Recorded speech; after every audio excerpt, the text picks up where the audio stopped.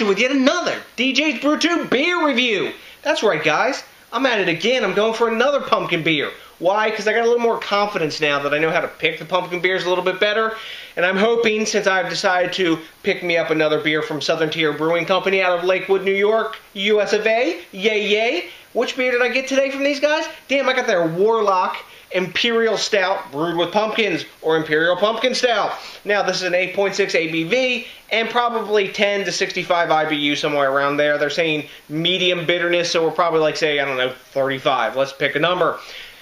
This beer is probably really similar to the King, aka Pumking, or maybe it's going to be a rival to Pumking. This is a brand new beer for 2013, and it's meant, as they say on their website, to be a counterpart to Pumking. The recipe's really similar. They're using ale yeast and 2 types of hops, but instead of 2 types of malt like they use in Pumking, they're using 4 types of malt, plus then they have their adjuncts. They're saying with natural flavors, so that means you got your cinnamon, nutmeg, that kind of stuff. And I think in these beers they're using something to give it that graham cracker taste, and I believe they maybe use some pumpkin extract in these guys as well. But who cares? If it tastes good, you know what? We as home brewers, we do use extracts all the time. Now, speaking of home brewers, after I was driving my 450 miles today, I was thinking of my buddy Nate over at Under the Table Brewing and all the cool videos that he does, and I just wanted to give a shout out to you, my man. I felt like you today on the road, grabbing a beer. Luckily, I made it home tonight and didn't have to do the hotel this time. But check out Under the Table Brewing, man. He and his dad do some great home brewing action, beer reviews, all that good stuff. He also does some cool videos while he's driving around all over the freaking country. Really cool stuff. So anyways, let's get this cap popped on this bad boy and see how it compares to the King. Or maybe there's a new King in town. Let's see. Oh, awesome hiss off the top.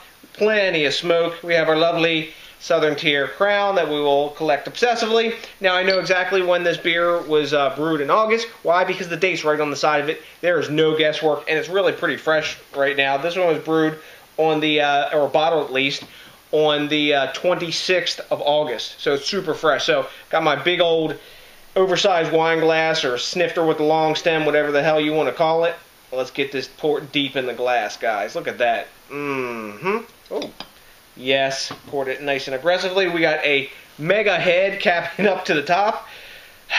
It has been a long day, as you can tell by my animalistic pour. Anyways, khaki off-white dark cocoa-y head.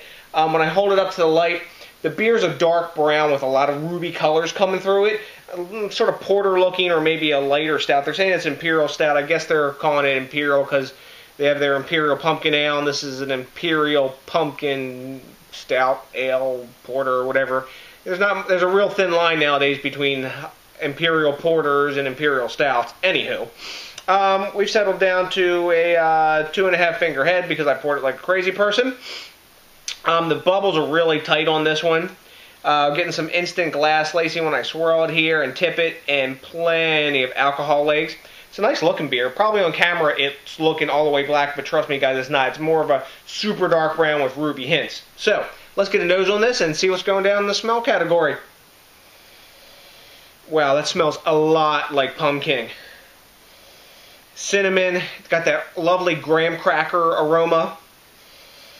It smells like pumpkin pie, like the whole slice of pumpkin pie with cinnamon, a little bit of, a really slight bit of nutmeg, maybe a little spicy clove almost in there, and some sweetness in the background. And the difference is, though, there's a roast character to this. This is about probably 48 or 50 degrees right now, so I'm thinking I'm getting pretty decent aroma off of it. And it smells like there's dark chocolate, like you would drizzle like some really dark chocolate syrup on top of your pumpkin pie. And there's a little bit of faint dark coffee in the background as well. It's a really nice smelling beer. Like I said, it's Pumking, but it's been kicked up with chocolate, and also like dark chocolate you drizzle on top, and a bit of coffee. Man, this is smelling really good. This is like dessert too. Let's get a taste on this bad boy.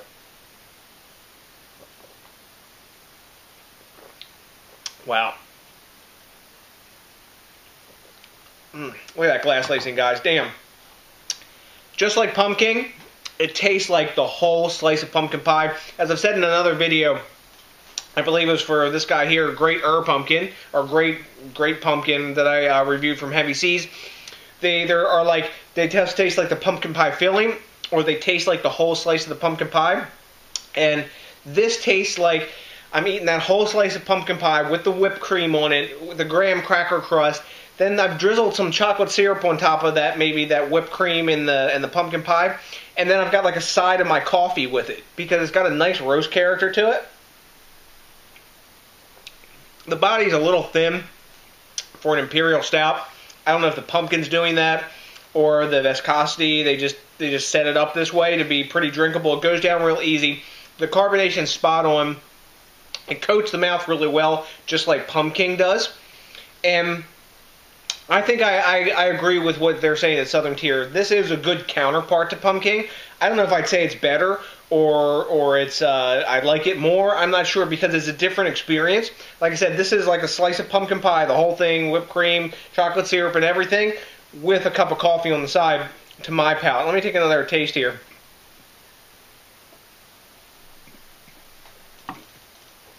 All the spices that you expect are in there.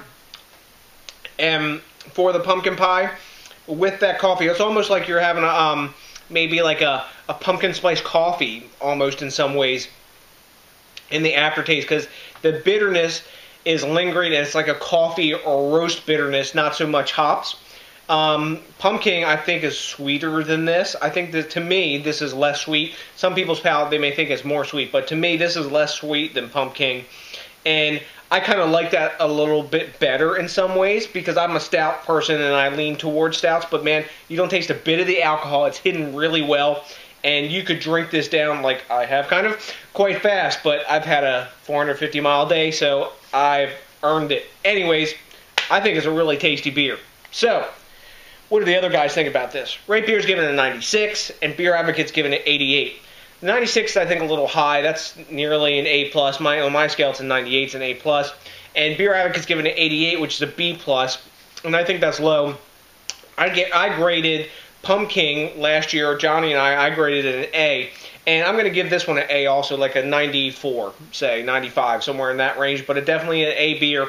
And it's unique, it's different than Pumking, but it's like Pumking. And they brewed them probably together with a little bit of a twist. So if you're looking for Pumking with a twist, and you like coffee with your pumpkin pie at Thanksgiving, this is the beer to have for you. It's excellent for me as a dessert, because I'm not a solid dessert person, I'm a liquid dessert person, as you know.